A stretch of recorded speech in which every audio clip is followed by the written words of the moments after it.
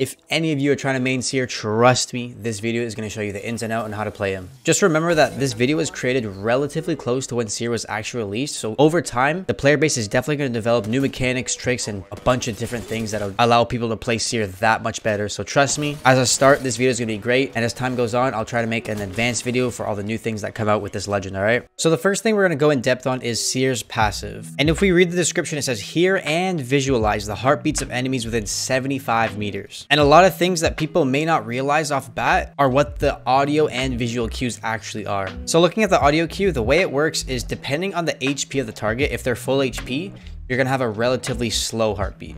And if we look at a character that's extremely low on HP, the heartbeat is gonna be significantly faster.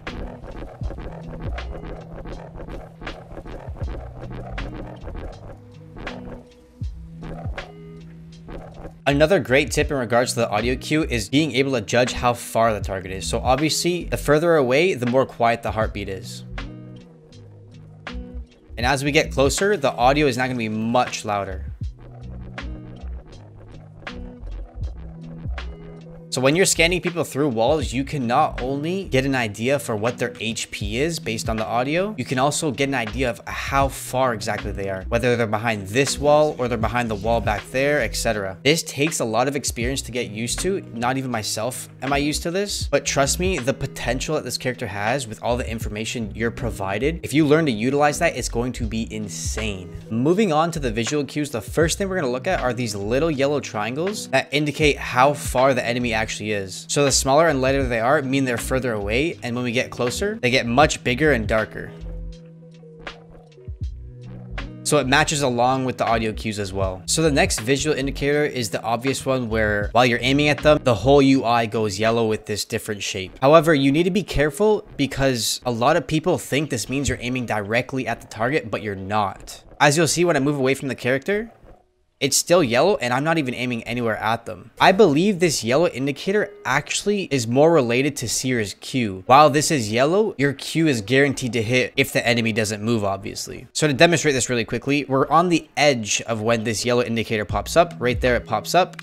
And as I press my Q, you'll notice the character is pretty close to the boundary of our Q. So be careful when you're scanning someone you see yellow. This does not mean you're aiming directly at them. The last visual indicator I want to talk about has to do with when targets are out of his passive 75-meter range. When any target is within his passive 75-meter range, we know that we see this yellow indicator, whether it's the yellow lines on the side or when we're aiming relatively close to them, it's the whole yellow reticle. However, when enemies begin to exit that range, the yellow indicator turns to blue. As we notice, this character right here is blue. And if we're aiming relatively in that direction, it'll also turn the whole reticle blue as well. Similar to how if we're aiming right at a character, it's all yellow. From blue to yellow. I don't exactly know what the range of these blue indicators are, but it really seems like it's almost unlimited and more based off whether or not you have LOS or the characters in your field of view. So for example, we can look at this target here. If I go further back as far as I can, I'm still able to pick him up from 110 meters. In fact, just watch this clip. Yeah, they're getting closer. Whole team. Or no. What? I can see all the way from over there, I think. How far is that? 309 meters.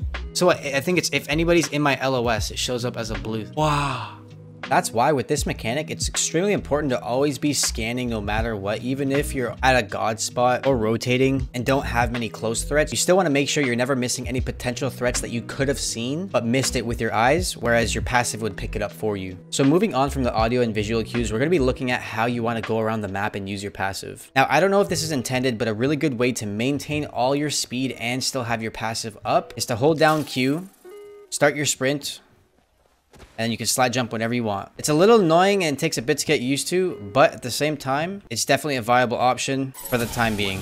However, if that isn't actually a mechanic that was intended and it may be removed in the future, the best way to go around the map and make sure that you're not getting ratted on or not running into something, not running into a building or an area blindly, the moment you slide and are about to jump, tap your passive. Or hold it for however long you want before you start sprinting again. And that will allow you to maintain all your speed while still scouting the area in front of you. So for example, if I were to be going into a new area, I wouldn't see anybody, and as I'm sliding down, still not seeing anyone. Thought I saw someone there, scan again, boom, I see people.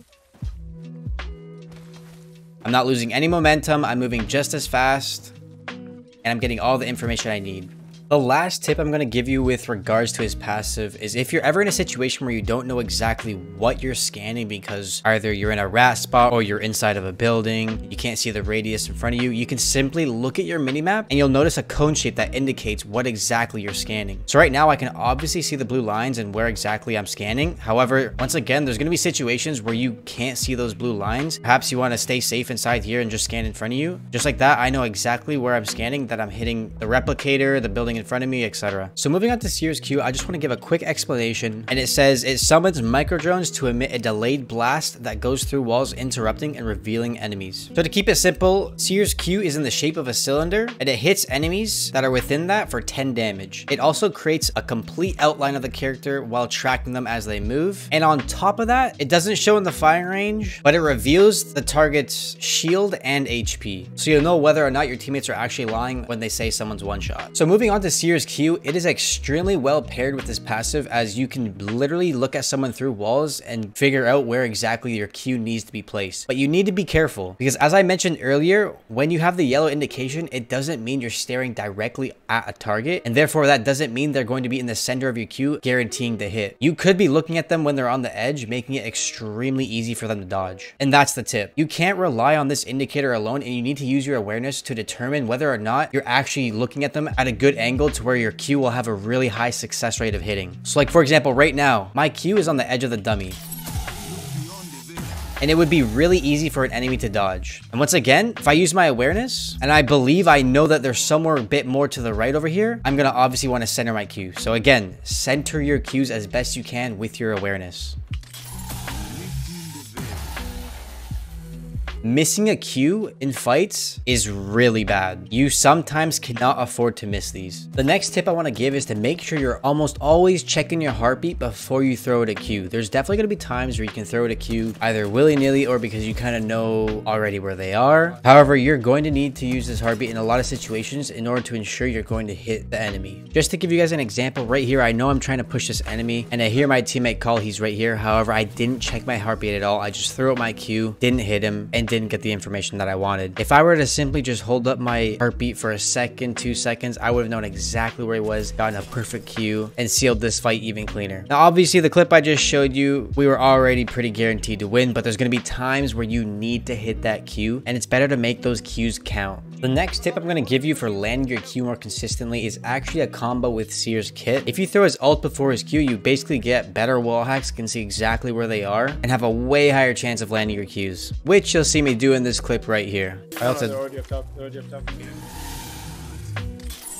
you guys are just and one, I'm getting underneath. A little bit more of an advanced mechanic with SEER'S Q has to do with the ability to cancel heals, knockdown abilities, and things like that. Focusing more on heals and rezzes, the moment you crack someone, you obviously know where they are, what cover they're holding, because you were just shooting at them, right? So make sure you don't forget to throw a Q out at a good time when either they're just about to hit the heal or to buy your team more time to push off of that advantage. If you want to buy the maximum amount of time, you can actually bait that player to heal, wait 2 or 3 seconds before their bat, medkit, Phoenix pops off, and cancel it just before. Now, it's a little risky because if you do allow them to get that bat, Phoenix, medkit, whatever it is, that could bait your teammates into potentially pushing something that they shouldn't anymore. So you can risk going for that edge play, or you can just play it safe and instantly Q and cancel their heal, res, whatever it may be. I would say waiting is a bit more of an advanced mechanic that you should steer away from if you're only just learning Seer. The next tip I'm going to talk about is actually more of a warning, and it's to be careful. We're so used to the Bloodhound scan meta that the moment we see something scanned, we instantly think that the whole picture is painted because we know exactly where everyone is. That's how Bloodhound has forced us to think. And I noticed that when I use SEER'S Q ability and it picks someone up, my brain thinks that I already know exactly what's in front of me, when in reality you don't. Just like in this clip, I scanned a solo, but it baited us into the full team unknowingly. So my tip / warning is your Q often won't tell the whole story, so don't get baited. This next tip is a little bit hard to explain, so bear with me, I'm gonna try my best. But right here, you're gonna see me Q a Revenant, and I only had to worry about him moving left or right. I didn't have to worry about him going backwards, forwards, up or down, nothing anything like that, just left or right. And those are the easiest kinds of cues to hit. However, queuing from low ground to high ground or from high ground to low ground is a little bit trickier. There isn't quite as much area of your queue that the enemy can sit in at that point because there's so many degrees of movement that they can now dodge. They can go forwards, backwards, up,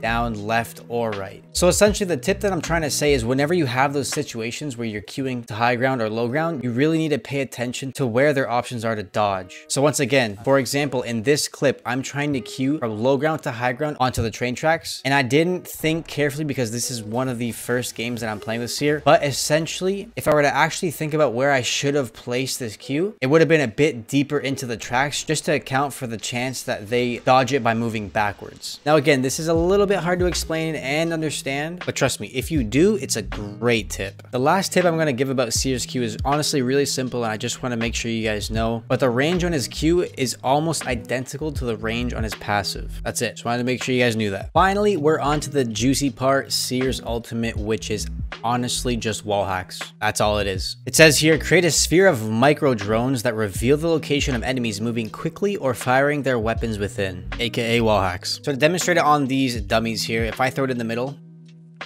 it's not going to detect them because they're not moving. However, in an actual situation, you'll notice here that their HP bars and the outline around their bodies actually go away, and we're only left with a diamond in the center of the character's body and footsteps, which is essentially wall hacks. It's also really important to know how big this ultimate actually is. So if we ping the center here, we walk out to the edge, it's about 33 meters. Something extremely important to know about SEER'S ult is that it's amazing both defensively and offensively. So right here in this clip, you'll notice that after we wipe this team, I instantly throw my ult defensively because there's another team trying to third us, and that completely prevented them. In a lot of situations, any smart team, when they see that ult, if you don't already have a knock on your team or something like that, they're not going to be willing to push inside of your ult since it's literal wall hacks. We can see exactly where they're going, where they're coming from, what angle they're taking, where we can pre-fire them, all those kinds of things, and it makes it really hard for a third party to actually want to commit into that, and that's why it's so good defensively. And like I said, the same thing applies for when you're trying to ult someone offensively. If they don't have a bloodhound scan, SEER ult, whatever it is, to get information on you, you now have all the information on them and know how to play the fight perfectly.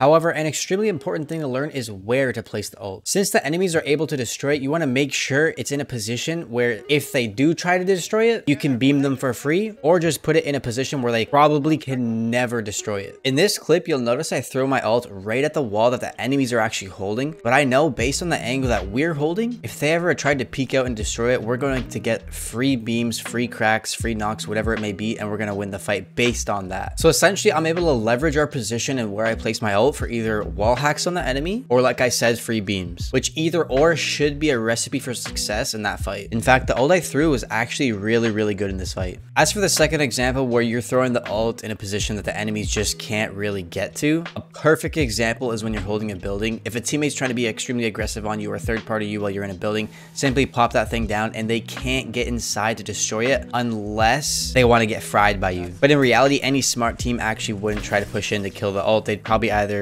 push in to fight you head on or just get away from the fight. SEER'S ultimate definitely isn't the hardest thing to use, but at the same time, you can definitely waste it. You need to get used to the range that it's able to cover because you're often going to place it too short to where the enemies can just back up 5 meters into a new position, and just like that, you got to push into them to fight and you don't have wall hacks anymore. So the tip I'm going to say is get used to the distance. You really need to have a good feel for this and understand when you need to place it close to enemies because you don't want them to back up, or when you know they can't back up and you can place it closer to your side. These last few tips I'm going to give are sort of general things I noticed while playing the character. And the first one is to be careful because I noticed I often rely on my heartbeat a little bit too much to where I'm not even looking at the map anymore. I'm just kind of looking at the heartbeat. So like whenever I'm glancing across a new horizon or a new area that I'm pulling up on, I'm just staring at my heartbeat and not quite what's actually being displayed. So the tip I'm going to say is definitely going to take some getting used to, but it's self-awareness and realizing that you don't need to stare at the circle indicator all the time. You can look around your entire screen, and when you notice something pop up on your heartbeat, take a look. The last tip that's more general to SEER is to have a really good understanding of the map. You want to know the ins and outs, all the little corridors, walkways, doors, trucks, buildings, all of it. Because it's going to help you understand that when you throw your ult, where can they go? Are they able to back out? Or when you throw your Q, are they able to dodge it easily because there's a little doorway here that you didn't know about and they can walk to the right on? But the most important part of understanding the map for SEER is related to his passive. Being able to just right click, know, oh wait, he's probably on that staircase over there, or he's probably 2 walls deep here in this section of the building, or he's in that truck to my right, or he's behind this box that I know is behind this wall over there. Like, knowing this is going to be huge and allow you to be that much better of a player and probably rank up really easily. So again, make sure you know the map very, very well. It's going to help you a lot. And that is my in-depth guide on SEER. If you guys want me to talk about or give advice on anything related to Apex, please let me know down in the comments below. And if you enjoyed the video, make sure to share it with all your friends, like, subscribe, do all that good stuff. It helps me a lot. Hopefully you guys have a great rest of the day, night, whatever time it is where you're at. Before I end the video, you already know we're live on twitch.tv/cap3. If you want to see me fail and throw a bunch, I got you. And peace out.